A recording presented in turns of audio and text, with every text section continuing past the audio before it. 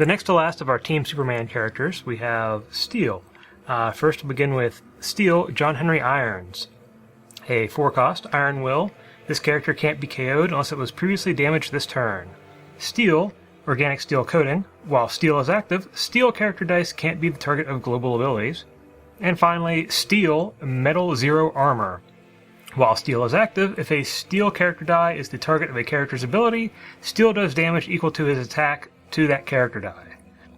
Of the three of these, the Steel John Henry Irons is probably going to be your best bet, thanks to the power of Iron Will, which will make him a very hard character to remove from the field. He also comes with the handy Superman affiliation. Not being able to target Steel with global abilities is always nice, though, because that will prevent stuff like Relentless, or they won't be able to force him to attack, so you can keep that blocker there almost permanently.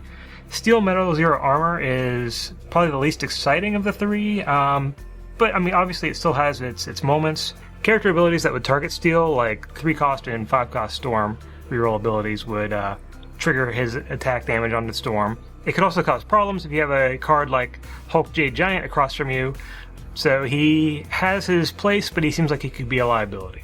Regardless, though, he's a 1 fielding cost across the board, which is kind of nice, and he has some pretty decent stats. It's just he's not really exciting compared to some of the other Superman affiliation characters, though the Iron Will is a very strong ability, and a team full of Iron Will characters could be really hard to deal with. And last but not least, we have the big guy himself, Superman. First off, we have Superman, Hero of Metropolis. Superman costs 1 less to purchase for each of your different active Team Superman characters. And then he has the Global. The Global's the same across all three. Pay Shield. Prevent 3 damage to target character die unless an opponent pays 1 life. Next we have Superman Invulnerable, who once again, like Steel, has Iron Will. Then lastly we have Superman Super Strength, who comes with Iron Will and Overcrush. All 3 of these are pretty solid. Of course, he has the major drawback of his purchase cost, which is going to be 6 or 7. Superman, Hero of Metropolis, though, may be the one that is most likely to see play. When you have Steel, Crypto, Power Girl, Lois Lane, all of a sudden he drops down to a 3-cost or 4-cost, even lower, depending on how many you get. So he could actually very easily come in with just a purchase cost of 2 or 3, and you get some really good stats for that. Iron Will on Superman Invulnerable is nice, but with Iron Will, some of the lower cost characters have it, and it would seem like it would be just as useful there. But the Superman Super Strength with Overcrush and Iron Will, that actually is pretty hard to deal with. Then if you take into account the Global, you can actually prevent the damage to your own Iron Will characters, unless your opponent is willing to pay 1 life.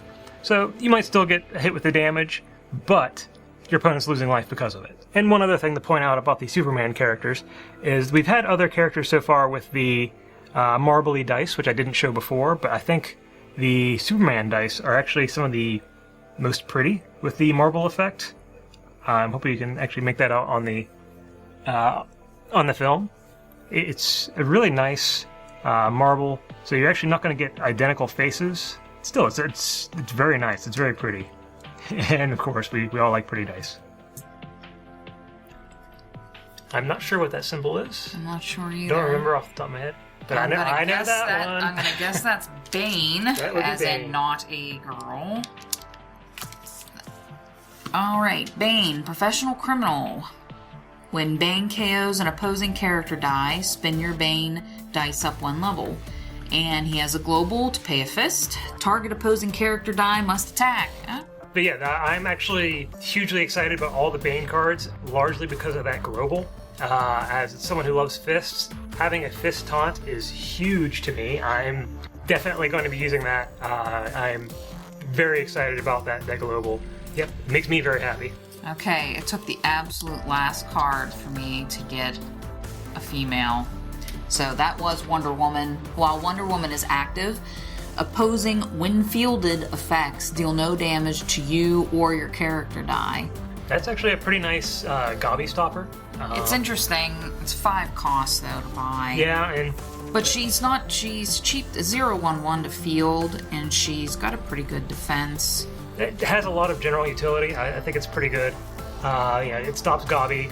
But I mean, I understand what World's Finest is about, and Wonder Woman would be considered neutral, but I personally think it stinks a little bit that she doesn't have a Justice League affiliation. I like to do theme teams, and So Wonder Woman is one of our few neutral characters. So. Yeah, she's neutral in this set. But there we have it. We have our 5 packs. No rares, no super rares, but Womp, womp, womp. can't get that lucky all the time. And that concludes our review of the World's Finest Starter. Some general thoughts? I'm really excited about it. I'm looking forward to using Oracle, of course, and I think the Team Superman and Batman family affiliations are going to offer a lot of fun build opportunities. Oracle alone is worth the cost of admission, but there's also a lot of other fun cards in here that I think will be great for limited constructed, unlimited. But I thank you all for joining me and watching each video. Hopefully I'll join you next time for Civil War.